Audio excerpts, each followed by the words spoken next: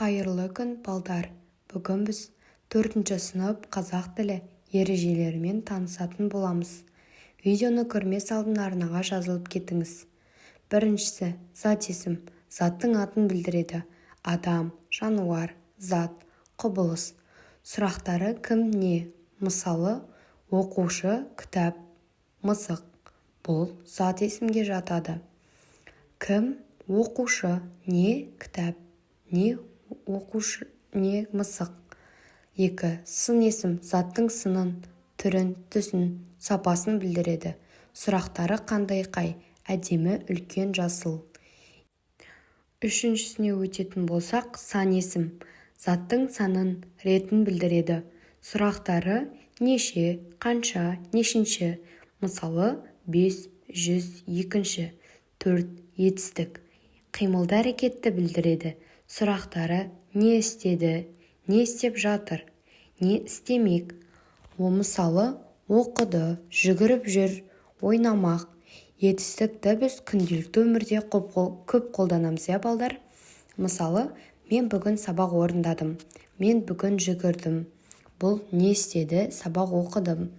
Не істеп жатыр, ойнап жатырмын. Не істемек, ойын ойнамақпын. Бұл жерде мысал ретінде оқыды, жүгіріп жүр, ойнамақ деп мысал ретінде алсақ болады. 5. Үстеу. Қимылдың санын, мезгілін, орнын білдіреді. Сұрақтары қалай, қашан, қайда. Мысалы, тез, кеше, үйде. 6. Шылау. Сөз бен сөзді байланыстырады. Өз алдына сұрақ қойылмайды, және үшін бірақ. 7. Жалғау түрлері. Жіктік жалғау кім екенін білдіреді.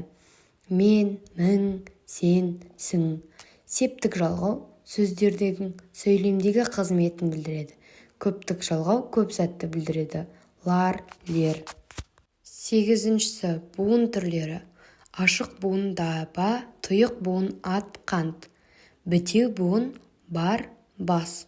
Енді 9-шысын қарастырсақ, қаратпа сөз. Сөйлемдегі адамға немесе толқа қарата айтылған сөз.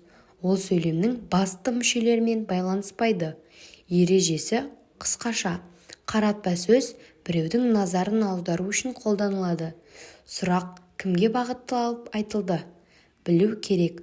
Көбіне сөйлемнің басында, ортасында немесе соңында келеді. Қаратпа сөзден кейін үтір қойылады. Мысалы, Айнұр, дәптеріңді әкелші. Сен де келдің бе, Темірлан? Жарайсың, балалар. Бұл жерде үтірден кейін яғни қаратпа сөзден кейін үтір қойылып жатыр. Мысалы, тағы да бір біз күнделікті өмірде көптеген қаратпа сөз кездестіреміз. Мысалы, Айнұр, дәптеріңді әкелші. Енді септік жалғаулардың кестесін қарастырайық. Септік түрі атау, септік ілік, септік барыс, септік табыс, септік жатыс, септік шығыс, септік көмектес, септік болып бөлінеді. Атау септіктің сұрағы кім, не? Жалғаулары жалғаусыз. Ілік септік кімнің, ненің. Кімнің, ненің болады. Жалғаулары ның, нің, дің, тың. Барыс септік кімге, неге. Ғе, қа, ке. Табыс септік кімді, нені. Ны, ды. Жатыс септік кімде, неде. Да, те, та, те. Шығыс септік кімнен, неден.